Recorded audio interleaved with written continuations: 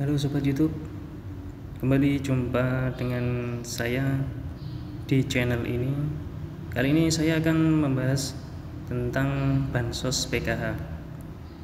Sobat YouTube, tanggal 5 kemarin, 5 Januari 2021, pasti banyak keluarga penerima manfaat merasakan bahagia karena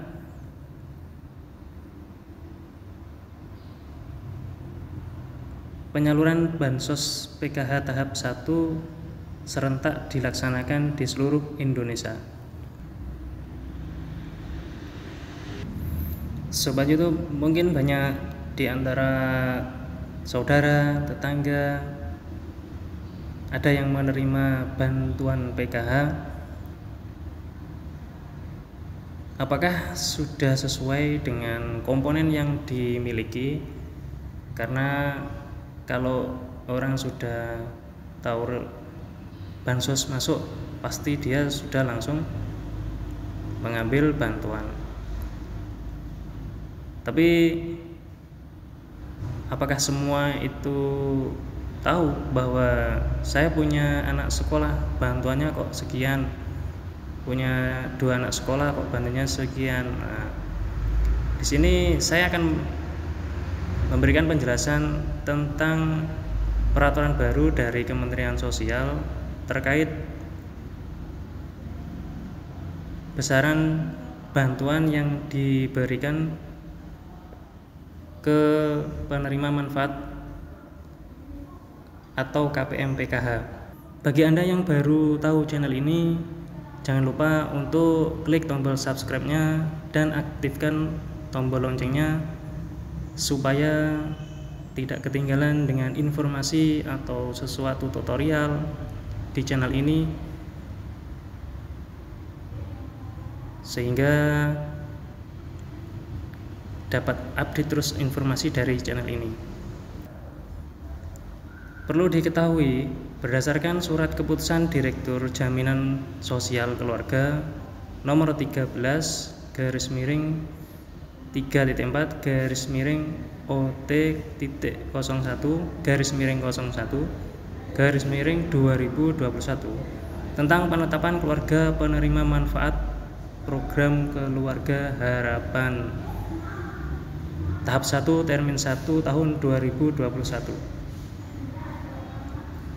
Perhitungan bantuan sosial PKH dibatasi maksimal 4 orang dalam satu keluarga yang kategorinya terdiri atas: A. Ibu hamil atau nifas, dibatasi maksimal kehamilan 2 di dalam keluarga PKH.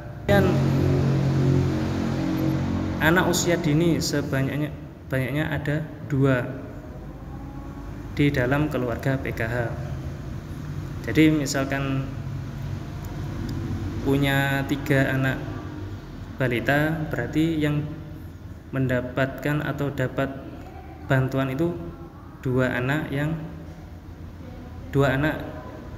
dari KPM tersebut. Kemudian anak usia sekolah SD atau sederajat, sebanyak-banyaknya 1 anak di dalam keluarga PKH. Jadi misalkan KPM tersebut punya 2 anak SD, maka yang tertera di data bayar itu 1 anak SD. Kemudian anak usia SMP atau sederajat, sebanyak-banyaknya ada 1 anak di dalam keluarga PKH. Sama seperti komponen SD tadi, kalau ada 2 anak SMP, berarti yang tertera di data bayar itu berarti 1 anak SMP. Kemudian anak usia sekolah SMA atau sederajat, sebanyak-banyaknya 1 anak di dalam keluarga PKH. Kemudian lanjut usia di atas atau sama dengan 70 tahun. Jadi kalau ada lansia di bawah 70 tahun berarti dianggap non komponen. Kemudian lansia ini sebanyak-banyaknya di dalam satu keluarga itu berjumlah 1 orang. Berarti di dalam keluarga itu misalkan ada 2 lansia, berarti yang akan diberikan bantuan itu berarti 1 orang lansia. Kemudian penyandang disabilitas berat, sebanyak-banyaknya 1 orang di dalam keluarga PKH. Sama seperti lansia, jika ada di dalam keluarga itu 2 orang disabilitas berat, maka yang akan diberi bantuan itu 1 orang disabilitas berat. Jadi itu surat dari JSK yang terbaru. Jadi setiap keluarga itu diberi batasan maksimal 4 komponen yang akan diberi bantuan. Sedangkan besar bantuan, mungkin Sobat YouTube sudah banyak yang tahu,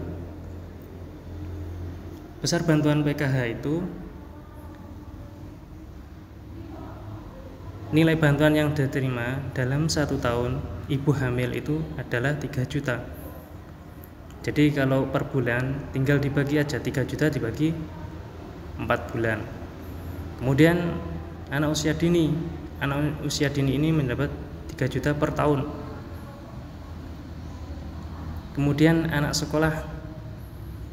untuk anak sekolah SD itu per tahun mendapat 900.000.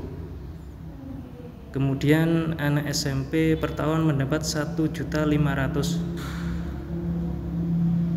Kemudian anak SMA per tahun mendapat 2 juta. Kemudian komponen disabilitas, penyandang disabilitas berat itu mendapat 2,4 juta per tahun. Kemudian lanjut usia mendapat bantuan sebesar 2,4 juta per tahun. Jadi bantuan PKH ini disalurkan dalam 4 tahap. Tahap pertama itu bulan Januari, tahap 2 itu bulan April, tahap 3 bulan Juli, tahap 4 bulan Oktober. Penyaluran bantuan ke penerima manfaat atau KPM PKH ini melalui Bank Himbara atau Himpunan Bank Negara. Ada BNI, ada BRI, Mandiri, dan BTN. Demikian informasi yang dapat saya berikan. Kalau ada pertanyaan atau sesuatu yang mungkin perlu ditanyakan, silahkan tinggalkan di komentar. Bagi Anda yang baru tahu channel ini, jangan lupa untuk klik tombol subscribe-nya dan aktifkan tombol loncengnya supaya tidak ketinggalan dengan informasi atau sesuatu tutorial di channel ini, sehingga dapat update terus informasi dari channel ini. Dan kalau informasi ini bermanfaat, silakan di-share ke media sosial sobat-sobat YouTube semua. Demikian dari saya. Assalamualaikum warahmatullahi wabarakatuh.